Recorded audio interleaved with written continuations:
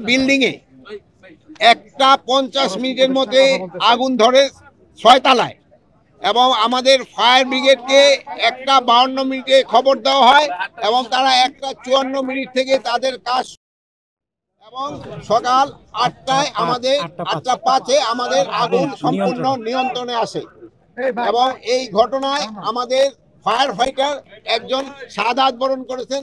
আল্লাহ তাকে বেহেশত নসিব করুক। ইন্না লিল্লাহি ওয়া ইন্না ইলাইহি রাজিউন। উনি হলো রোড অ্যাক্সিডেন্টে মারা গেছে। উনি একটা পাইপ নিয়ে সচিবালয় থেকে রাস্তা পার হয়ে সচিবালয়ের দিকে আসতেছিল। এই সময় একটা ট্রাক তাকে ধাক্কা দিয়ে তারে আহত করেন এবং পরে তারে হসপিটালে নেওয়ার পরে উনি শাহাদাত বরণ করেন, ইন্তেকাল করেন।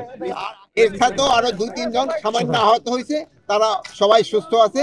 আমরা এখন ভিতরে কি হচ্ছে তা আমরা ভিতরে দেখবো এবং কোনো কিছু পাওয়া যায় কিনা আমরা আপনাদের জানাতে পারবো।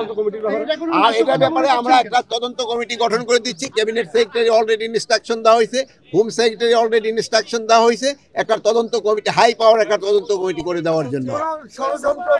এটা ইনভেস্টিগেশনের আগে আমি তো বলতে পারবো না, ইনভেস্টিগেশনের পরে অ্যাক্সিডেন্ট তো সব জায়গায় হইতে পারে, এটা তো এই জন্য তো অ্যাক্সিডেন্ট বলা হয়। সচিবালয়ও হইতে পারে, দেখো তো সচিবালয়ের ভিতরে তো গাড়ি রাখা হয়, ফায়ার ব্রিগেডের গাড়ি।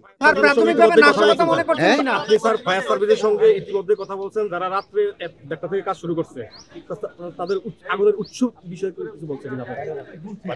এটা ইনভেস্টিগেশনের পরে, তদন্তের পরে বলা যায়। স্যার আমরা যেটা দেখেছি বা শুনেছি, একসঙ্গে আগুনটা 3 থেকে 4 জায়গায় না, 3 থেকে 4 থেকে না, আগুনটা 6 তলায় লাগছে, 11টা 7, 8 উপরের দিকে গেছে, কিন্তু নিচে আর আসতে পারে না। স্যার প্রাথমিকভাবে আপনারা নাশকতা মনে করছেন কিনা?